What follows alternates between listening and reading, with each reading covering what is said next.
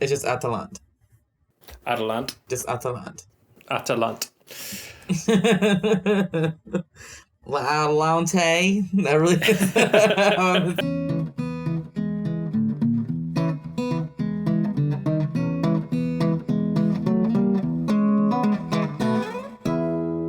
Welcome to A Century in Cinema. I'm Arthur. And I'm Andrew. And this is a podcast where we discuss a classic film from every year. Today's film is from 1934, Atalant, directed by Jean Vigo. It's our first French film in the list. I was just about to ask, we haven't done any French films, have we? So here we are in the year 1934. I mentioned last week that we're getting into the dark years of the Great Depression. So it's during this time that it begins to become very apparent that extremists and dictators are rising up around the world. You not only have Germany and Italy, but Stalin in Soviet Russia and his Great Purge there. You have Mao in China. Japan declares that they are rearming their military. But you also have dictatorships in Brazil, Bolivia. Desperate people around the world are turning to extreme ideas. And even in America, if you don't think FDR is an extremist, you have someone like Huey Long, the kingfish in Louisiana, who is often looked at as a model for a dictator in American society. The Dust Bowl is still ravaging the central part of the United States. And you have famous outlaws like Bonnie and Clyde, Pretty Boy Floyd, and Babyface Nelson all rising up around the United States as well. Yes, many, many desperate people in society during this time. And in the world of film, it happened one night. I think we talked about that a little bit last week. This is the year that Donald Duck is introduced into the Disney canon. I always think of that scene with Donald Duck and Daffy Duck in Who Framed Roger Rabbit, the dueling piano sequence. Oh, yeah. I love that scene, man. It cracks me up so bad. Yeah, so as far as pop culture goes, I don't see that much going on this year. Yeah, I mean, the code becomes really enforced, but like we're not really going to be talking about that. We already discussed it last week. That's right. But enough about that.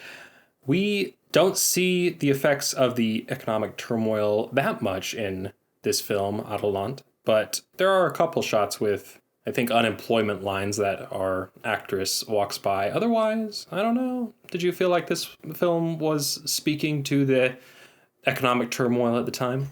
No, I think it might just be because it's focused so much already on these lower class people that maybe I didn't feel they made much of a discussion point about it. Yeah. You do see a mild sense of destitution in society, but this film is so separated from society in so many ways. Yeah, that you don't feel like you see too much of it. It feels a little bit more timeless than... Absolutely. So I literally just watched this film like 2 hours ago. I love that. These are my fresh thoughts. I want to hear them. Spit them out. Yeah, well, I watched this with my girlfriend, and going into this, I had told her this is a French romance, and it's considered one of the best films of all time, according to Sight and Sound polls from various years. But I think that our mutual feeling while watching this film was frustration. Frustration with the main characters and their decisions throughout this film. Yeah, the characters do things that just make you really wish that they could talk things through. Do you think these characters are supposed to represent two people who are literally in a relationship, or do you think it's supposed to be more of a symbolic journey of something that every relationship has to go through? If you accept it as more of a symbolic allegory, then I think you can appreciate it a lot more. And looking back on it, even just 2 hours later, the specifics of what they were arguing about or what they were really angry at each other with, it doesn't really seem to matter.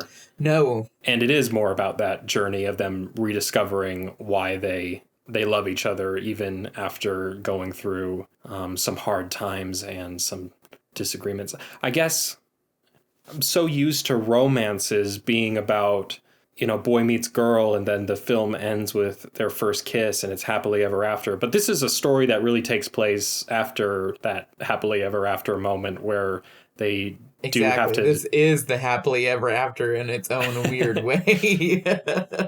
And to get an honest sort of discussion about like, yeah, love is hard and you're going to fight. And sometimes it's not going to be a happy time, but you still, dunk your head in the water and see the one you love. And that's enough for you to just say, let's make this work. Right. Before we delve into this too much further, give us a plot description, Arthur. Oh, this is from me. Okay. So this is a film about a French couple, Jean and Juliet, who are newlyweds. We see them at the beginning of the film coming out of the chapel, and they're about to go on their honeymoon together. The problem is that Jean is still working. He works as a skipper on a ship. There are deliveries to make up the river. And so Juliet joins the crew for their honeymoon, and conflict ensues. Once they get to Paris, Juliet wants to go see the city because she is from a small village in the country, and John doesn't want her to go out and get enticed by various things in the city, including a street peddler. Juliet goes out by herself, and that angers her husband very much. So he decides to just keep sailing and leave her there. Yeah, but then Jean realizes through a very symbolic swim in the river that he is still very much in love with his wife, and they reunite at the end. I love the river scene. I also love the semi-sex scene where they're both fantasizing about each other in the bed at the same time. Oh my gosh. Yeah, very strange scene, but... Did you find it strange? I don't know. I find that to be so romantic, and I don't know what that says about me, but that whole sequence of both of them getting over their frustrations with each other and just only being able to focus on each other as the point of reference for their sexual thoughts and feelings. And even though they're both fully in clothes, they're both in positions of sex without another person there in the bed, and it's cutting back and forth between them. I just find it so beautiful and poetic and lovely and romantic. I love it so much. Yeah, it is. And then of course him seeing her in the river. That is a beautiful sequence as well. And set up earlier in the film when Juliet tells him that if you dunk your head underwater and open your eyes, you see the person you love in a sort of like a fairy tale kind of way.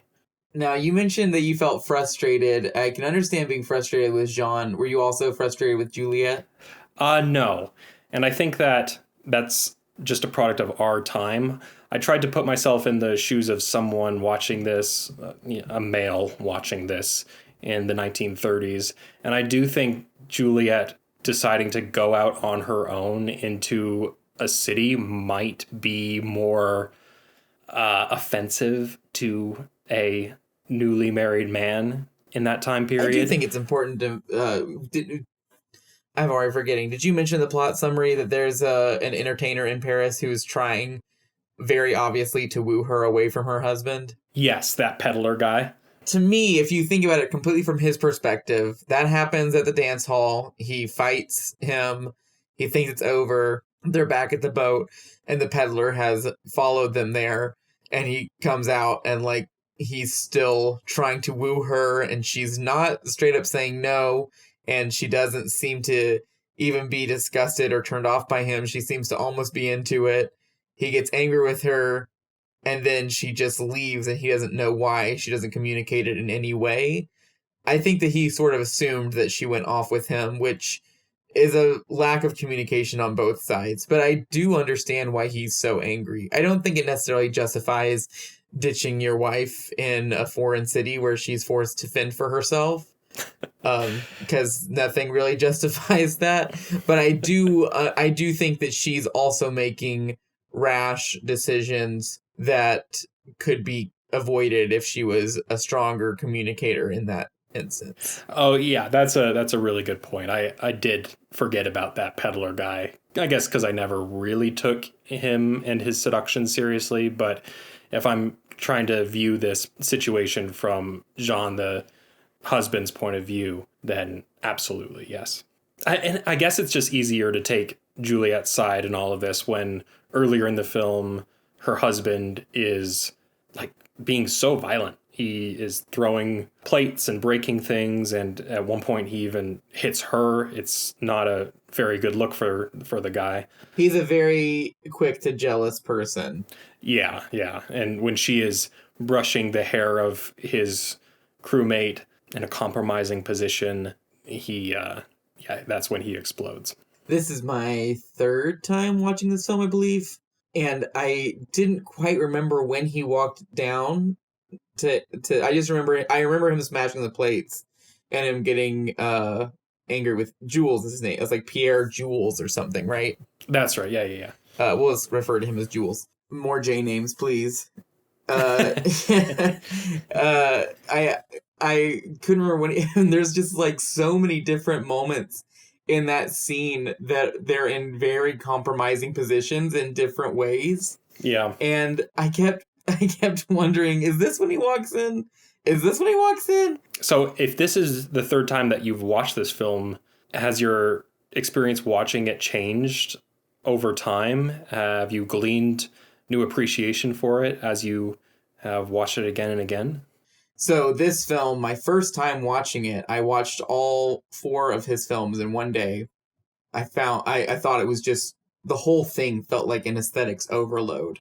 And you just watched all 4 of his films today, correct? Yeah, that's right. So we even though we don't have the same eyes and we don't see things exactly the same way, I'm sure you understand what I mean when it feels like watching all 4 of them back to back it feels like you're watching this progression towards something more and more fascinating on a visual level. So my first time watching it was almost entirely visual. Every single shot, every single sequence I saw moved me in a different way, and I still felt like I was just in the middle of this other journey outside of that film, going through this director's filmography. The second time I watched it was by itself, and I was watching it with a friend who had heard about it and saw that I had it on Blu-ray, and he loved it. He wanted to watch it because he'd heard it was considered the beginning of poetic realism in cinema, and he had really started to get into Fellini and started to get into some Truffaut and stuff as well. And that time, when I was watching it, I felt like the only thing I took in was the plot. So today, when I watched it, I really felt like I was more in the middle of both of those experiences. And I really enjoyed the characters this time around. Like I said earlier, this time specifically, I felt like these aren't even characters, that this isn't even really a plot. This is just an examination of relationships in general and what love is like from this director's perspective. And I felt that I was watching these 2 beings that, don't even represent the man and woman in a relationship. The genders could be swapped. You could have a quick to jealous wife who's frustrated with her husband who can't communicate well with her. This could be 2 women. This could be 2 men. It really did feel like they're just supposed to represent this encompassing idea of what it feels like to fully dedicate to somebody and the consequences you suffer emotionally from that dedication. This film seems to lean way more into being a poetic representation of love, marriage, difficulty, strife, and reuniting. Such as the sex scene being so individual and anonymous between them, and the floating in the river sequence feeling like this poetic representation of the way you visualize somebody you're in love with, especially after a time of separation from them. So that was how I felt about it on this viewing. And that's a topic that I feel like it's just not the sexy side of romance. It's not what I feel like film producers and production companies want to be selling to the masses. You want that initial fluttering, that initial falling in love. But yeah, this is the story that comes afterwards that's a lot harder to digest and appreciate. It reminds me of Richard Linklater's Before trilogy, where the Yes. first film there is that falling in love story. It is two people just enamored with each other. But then once you get to the third film, though, it is Oh my about a God. couple who has been married for years, and they're dealing with the unsexy side of love. That's still a part of the love story that you need to confront. So even though we were frustrated watching these characters, I still believed them. And I do think it's worth that frustration and getting upset with them for that ending. It's a very sweet ending. Like the emotional experience of watching this film overall was a very positive one. Um, like it feels like the ending is earned, and that you're happy for these people getting back together. I'm really happy we're doing this after Babyface because it really does show the different sensibilities. This movie, as far as I know, was not seen as controversial or seen as in any way dangerous like Babyface was. Yeah, that never came up. Even though I mean, the sex scene in it is exactly that. I mean, it's imaginative and it's creative, but that's still exactly what that scene is. Mm-hmm. In a more direct way visually than most movies we've watched up to this point. Yeah, so I don't know. It was really interesting to see this film made in France right in the middle of all that happening in America, and they don't seem to care about that at all. Yeah, France clearly more accepting of sexual norms than whatever is going on in America almost at any time. Yes. This is the only feature film directed by Jean Vigo. He unfortunately died very shortly after making this. He died at 29 years old. He had tuberculosis for the majority of his life and struggled with that for a long time. And while filming this movie, which involved a lot of locations that were rainy and cold, he got even sicker, barely finished making it, was bedridden during parts of the filmmaking process, and then died shortly after finishing the film. Didn't get any say in final cut or final edit. The DP had to oversee that himself. So it's interesting because he only made 4 films, and 2 of them are under 10 minutes long, and Zero for Conduct is 45 minutes long. So he doesn't have a lot of content available, but he wasn't really appreciated until around 1945 when his films were screened at a restoration event. There was a I'm gonna forget what the name of the group was. It's called something like Dark Curtains or Dark. The word dark is in there. They were this film group in France who would put on screenings for students, and that was how Truffaut saw Adelant for the first time. He saw it as a double billing with Zero for Conduct. The people who ran that group had seen it at a screening in 1945 and then screened it for these students. And it has just bled into the cinematic language and the world of cinema in a very, very strong way.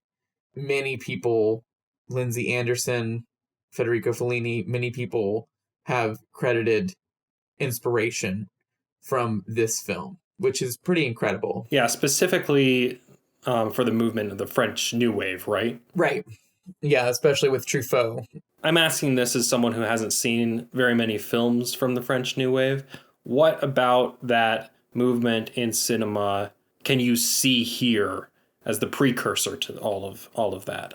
I think the thing I see the most is the separation of the film from character, especially when I think of something like Breathless I mean, it is centered around one guy, but he is a guy who you are supposed to be able to sort of place yourself into, even though he makes decisions you would not agree with. There's something about him that is able to compel you, and it's all through the way he is presented. When it comes to Truffaut, it's interesting because I think it's way more Zero for Conduct. Have you seen the 400 Blows? No. I think the 400 Blows takes so much from Zero for Conduct. It is also an autobiographical film about Truffaut's experience in his local school and his negative experiences there. So it's hard for me to pin down specifics as far as this being a huge segue into French New Wave. There isn't a lot of self-awareness. There isn't a lot of, well, I don't know. Is there self-awareness in Adelant? Is it telling the audience it's a movie? I'm trying to think. I don't think so, though. That seems strange to say, though, because you see that in his other films. Yes. You see that in Jean Vigo's short films. You see a lot of meta self-reflexive moments. We mentioned Man with a Movie Camera, who knows how many episodes ago. Apropos, Denise feels like it's kind of married to that movie in a very small way. Do you know why? Oh, why? Okay, so I discovered that the cinematographer, the director of photography that Jean Vigo decided to work with for almost all of his films, Boris Kaufman, is the brother of Dziga Vertov. Oh, that is so interesting. And Dziga Vertov is the director of The Man with a Movie Camera and other montage-inflected Soviet films. That's so interesting. Yeah, it does come through. It shows in his films, which is why it feels weird to say Adelant isn't somehow self-aware. It does come across as very sincere and genuine, which I'm not saying a film that is self-aware can't accomplish. It just doesn't ever seem to straight up say this is a movie. But also, we've been talking about how it feels so symbolic and how it feels so allegorical. Yeah. Even being able to do something on that level feels like it's saying these aren't real people. This isn't a real relationship. This is a movie. Yeah. Yeah. A little bit more just about the short life of Jean Vigo. His father was a prominent anarchist. Did you read about this? I know that he spent a lot of his life on the run and that his father was eventually imprisoned. Yeah, that's crazy. I didn't know this, but Jean Vigo wanted his first feature film to be more of a political allegory, almost dedicated to his father and his philosophy. Yeah, it was supposed to be with one of his father's associates or something. Yeah. And he was going to play himself. Yeah. But then after Zero for Conduct came out, it was considered so controversial. It was banned in France. So producers said you cannot make a film about an anarchist that your father was associated with, and that's what the whole movie is about how you grew up with this guy. Zero for Contact being his short film from the time right before he made this, his first feature film.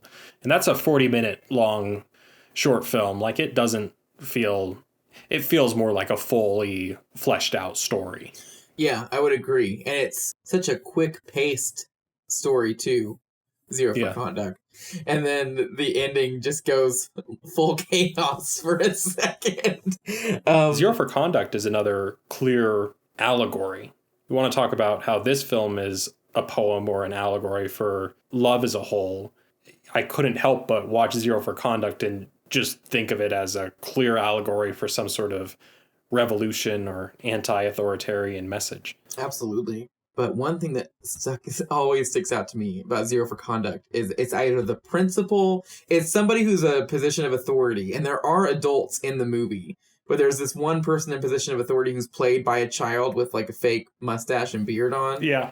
Yeah. I loved that. That killed me the first time I saw it. I mean, my favorite shot in that is probably a famous shot, the pillow fight that's shown in slow motion. Yes. Oh, it's so good. All the kids hoist up another kid on a chair, and all these feathers are floating through the room and everything. And it looks so patriotic and just inspiring, but it's these kids just beating each other up with pillows. It's great. Yeah. Yeah, it's strange how that film was deemed super controversial, banned in France because of how obvious of an overarching political allegory it was. And I guess specifically because the critique was directed at the education system.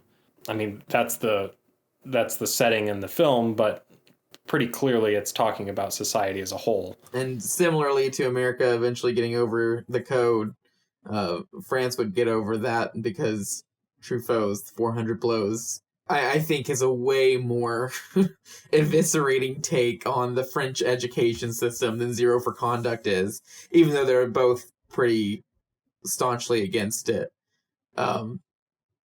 I do find it just so fascinating that he only made this small amount of films, and he is considered widely among many, many directors even working today to be such a huge influential figure.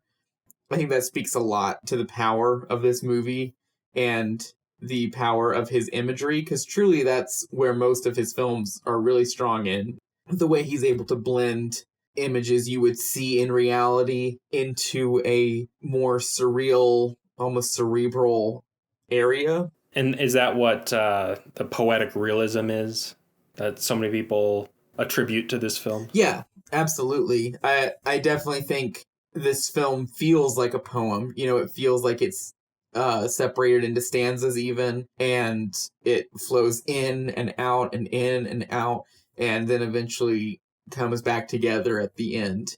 It feels like it's structured as if it was a piece of poetry. Yeah.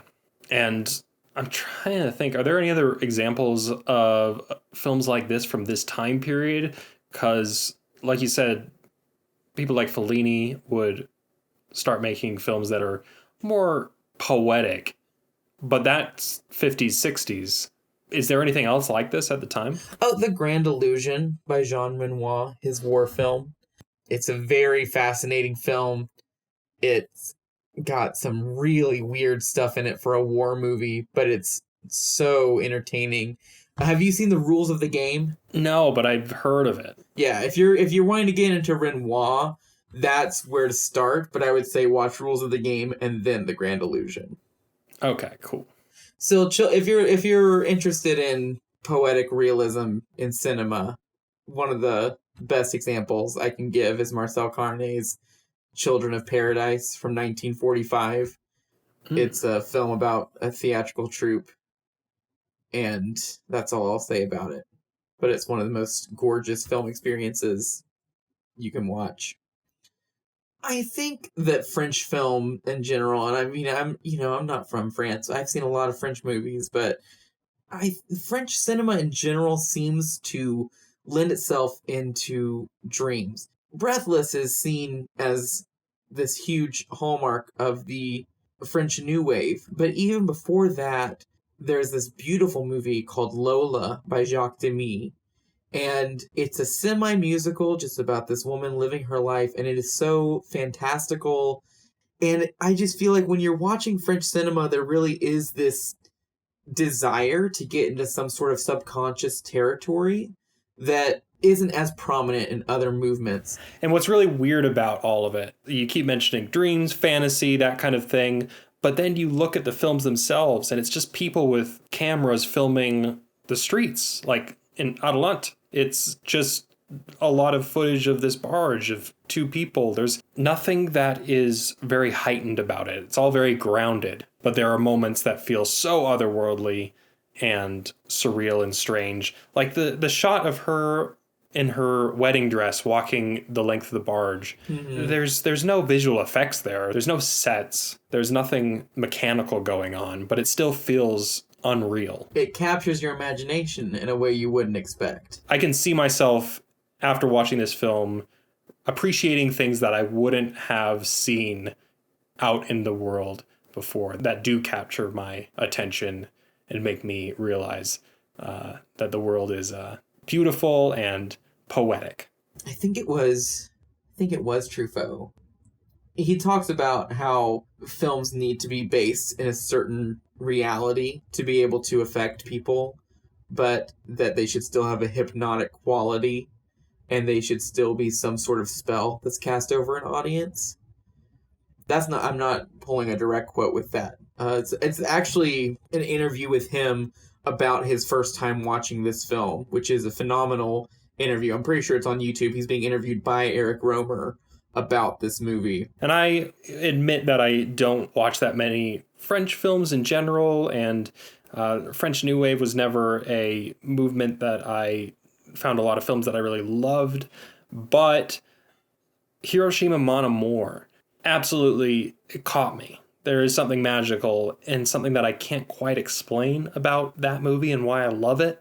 It is hypnotic. It does entrance you. I love that film. Alan Rene, for some reason, in modern conversation about film, doesn't seem to be as talked about or revered as, say, Godard or Truffaut, and yeah, he should be more in the conversation. I feel like I do this almost every episode. I'm like, this person needs to be back in the conversation. I just want people to appreciate this stuff. But yeah, and the same goes for Jean Vigo. I'm happy that he's getting another resurgence these days. I see people talking about this movie and this set from Criterion frequently in movie discussion groups, and that makes me so happy because, you know, I mean, he's like living on, even though he died so young.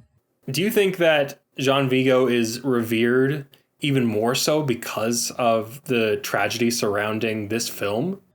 An interesting tidbit that folds into that. The actor who plays Jules, he joined this film out of sympathy for Jean Vigo because of the horrible reception to Zero for Conduct and because he felt like he understood what he was trying to do as a director. So even him being in this... So it feels like Jean Vigo was always this weird, sympathetic character. His narrative is so tragic. I mean, he was married young, had a daughter. Him and his wife both became extremely ill. At one point, they had to sell his camera to survive.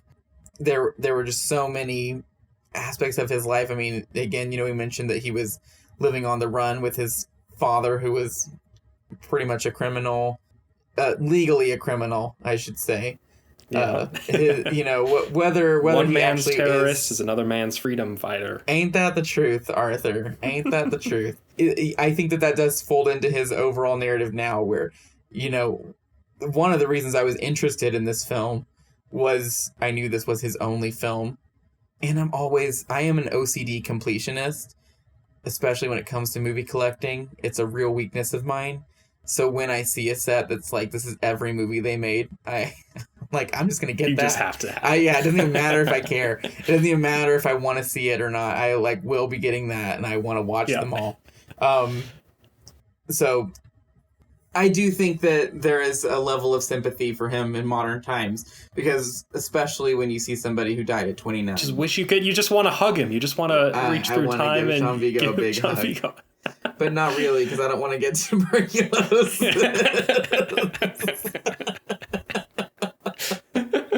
I'm way too disease paranoid right now to think about hugging tuberculosis life-ridden Jean Vigo. Oh man. Who was clearly brilliant. Yes. You watch the other films that this guy was making, and there's a lot of experimentation, and they're all eclectic. They're all doing different things, but they all still, you can tell they're part of this arc in this guy's career. And even if he hadn't died, I know that Jean Vigo would have been a fantastic, brilliant filmmaker. I know, man. Would have gone on and made so many great films that we missed out on. That's the one thing that has permeated all three of my viewings, is at the end I'm always like, damn, what would he have done next? Yeah. It just feels like he was really onto something. You mentioned that he died just a couple weeks after this film was released. At that time, the studio had taken full control of it, recut it, and the reviews were in, and the reviews were terrible. So it was screened for distributors, and they pretty much sliced it apart, said it was horrible. So then Gaumont, the studio that this was made under, cut 20 minutes from the film. And there actually is an entire featurette on the Criterion disc all about, I think it's like an hour long, all about the different cuts of the movie. I haven't watched it, but that content does exist if that's something people are interested in. That sounds right up your alley, though. I know, I know, man. I even started it, and I just had things to do. I really wanted to clean the house today, but yeah, we're all busy. Exactly, but plan on watching that. And it's so funny because I've owned that disc for so long. I couldn't find any reviews from the time period for this film. Apparently, every critic back in the day had nothing but bad things to say about this film.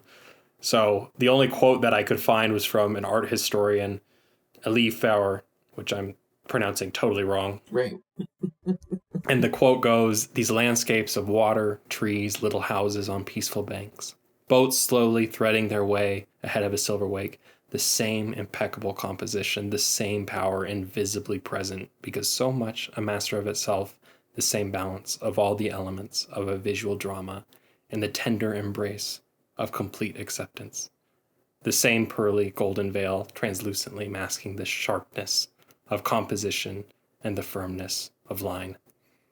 And perhaps it was this simplicity of composition, entirely devoid of flourishes or decoration, classical in a word, that made me appreciate all the more the pleasure of savoring the very spirit of Vigo's work.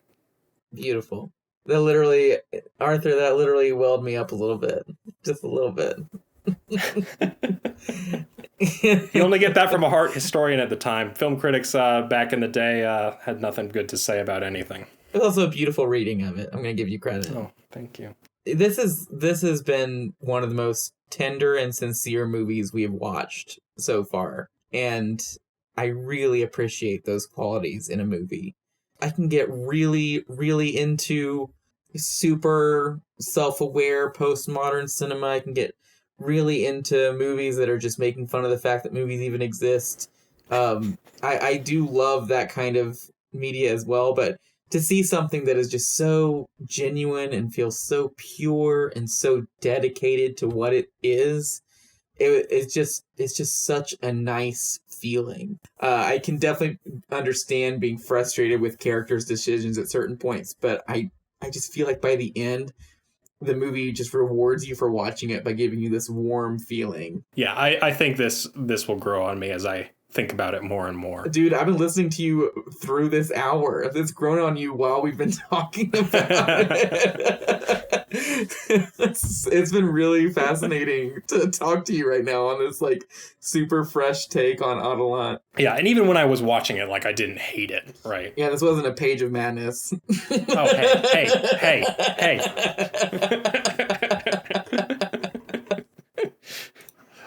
Anything else that you'd like to say about Jean Vigo or Adelant? I'm really happy that we did this. This was one that you chose on the list. I'm really, really happy that this jumped out at you because revisiting it today was a very, very pleasant experience for me. And I just think this is a lovely movie. The 30s have been slapping so far. I've loved everything we've watched so far. It's been great. And there's other good films coming up too. Oh yeah. Next week we're watching the 39 Steps, early Alfred Hitchcock. And 39 Steps is available to watch on Prime, Criterion Channel, and HBO Max. Oh, what a nice episode. That was so sweet. It was. I was like genuinely touched by that conversation. I just want to give a shout out to all our Patreon members who keep the show running. Thank you all. You too can become a patron and get access to bonus episodes linked down in the show notes. You're listening on YouTube now, so like and subscribe and comment down below. Tell us if you've seen the film. What did you think of it? Did we miss anything? Thank you all for listening, and we'll see you for the next one.